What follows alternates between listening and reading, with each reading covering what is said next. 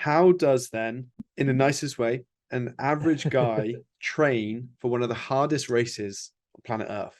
What did that look like?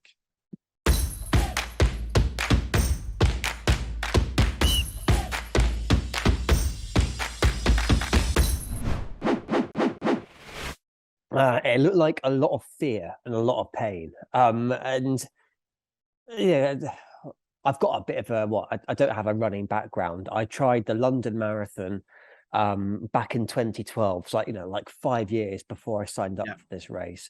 And I took the piss out of the training. I think I did some runs. I took the whole it's all about the mindset and it's all about your mentality side of it. And I was like, oh, it's okay. It's just a mental thing, really. My mindset's fine. So I think a couple of times I literally took a cigarette out on a run with me, to fire myself up halfway around. I told myself. So I got to the London Marathon 2012. Absolute disaster. Everyone's like, oh, the London Marathon, darling, it's wonderful. It's the best day. It's the atmosphere, darling. Oh, it's London. Worst bloody day of my life. Like I cried, I got injured. I think I pooed my pants near the end, and it was just like a 6 hour pain train. So I went from that, and that's when my wife was like, "You've, you, do you not remember the London Marathon, the infamous day that our whole family talks about when you thought you were going to die, and now you've signed up to do 7 marathons back to back over 6 days?"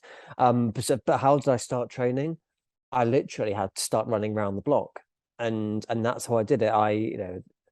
250-kilometer ultra marathon.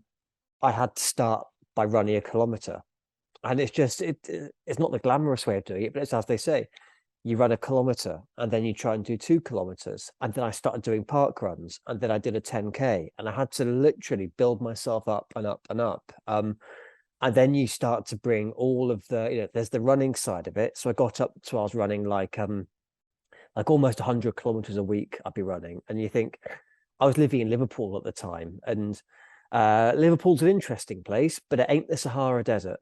So like a January Liverpool morning that's where I'm slipping on frost compared to the Sahara Desert is difficult.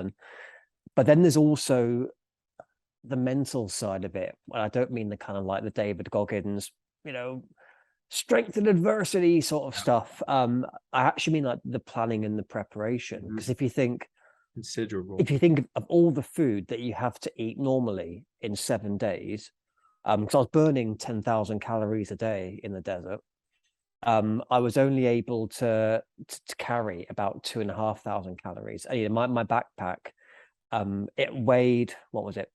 It weighed 8 kilos. So you think an 8 kilo backpack, all of your food, your sleeping bag, your pillow, your venom pump, which is something you never thought you'd be packing on your holidays, with the snakes and the spiders, your first aid kit, all those things you have to plan and prepare for. And because it's a self-sufficient race, it's not like do a marathon, chill out in a hotel with a gin and tonic, get up the next morning, do another marathon. You're literally sleeping in the dirt.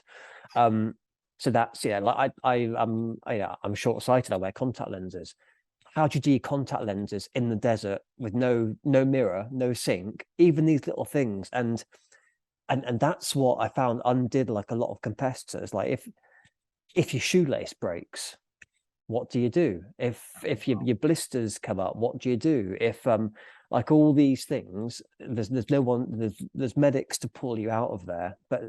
And that's why a lot of life, like I say, it's glamorous to talk about the Rocky montage of the training and everything else, but a lot of it, and then that's what I find in business as well, it's about the details and the preparation and the visualization. If I get stung by a scorpion, what am I going to do? If I get a hole in a water bottle, what do I do? I can't put my hand up and say, sorry guys, have you got another one? Because then I'd be out of the race. So all these small details, you have to plan and prepare for. And yeah, like imagine the worst thing is, like, imagine running a marathon in the Sahara Desert and you can't even change your underwear or have a shower.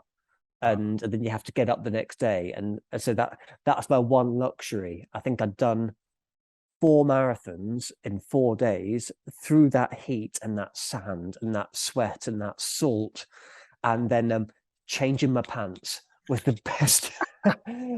But yeah, like a box fresh pair of runners underwear. Like, oh, that was just the best feeling ever. Amazing. My name is Samuel Main, and I truly hope that you've got value from today's video.